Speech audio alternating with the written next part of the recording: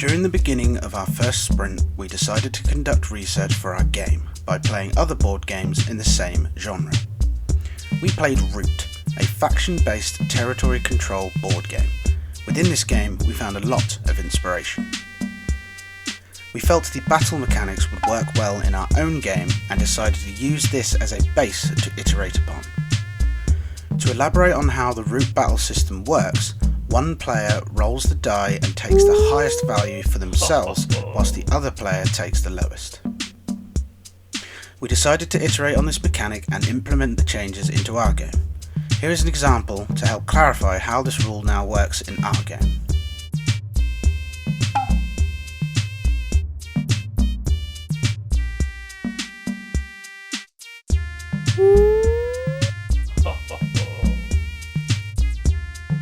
Player 1 on the left rolls a 3 and removes 3 of player 2's red pieces.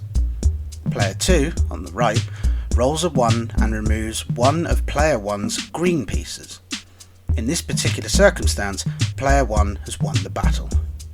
Who's a good boy, player 1?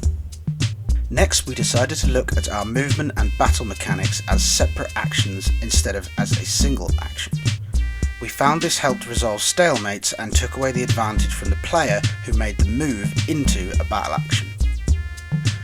As shown here, a player is able to move any number of pieces, up to a maximum of 3, into the next connected spot.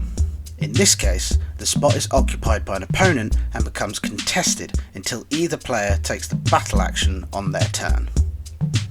On player 1's next turn, they decide to take the battle action. As they have now won the contested spot, both players move any pieces that were hurt during the battle back to their starting spots, their doghouse. Player 1 then gains a point. Players can earn points in other ways as well. If a player gets any number of their pieces into the opponent's doghouse,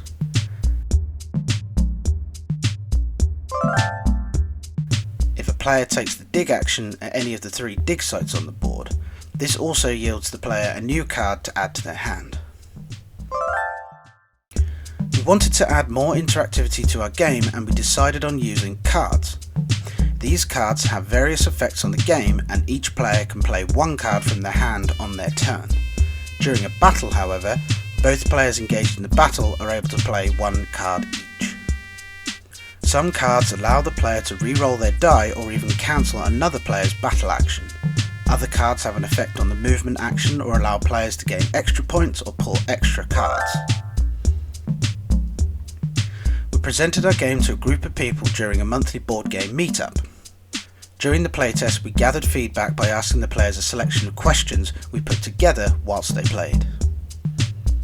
Here is the feedback we collected during this playtest session.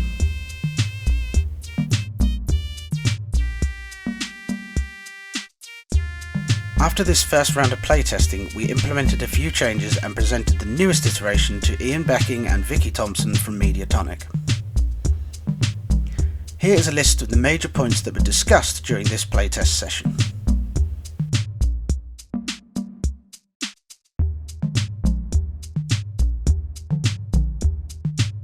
We have already iterated on our battle system.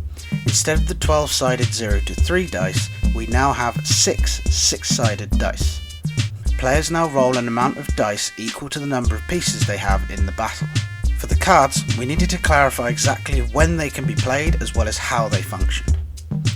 Lastly, we plan to experiment with the layout of the game board. We want to try creating boards that are either symmetrical or asymmetrical and play around with how the players might interact with it. We also want to look at the locations of the players' starting zones and the dig sites.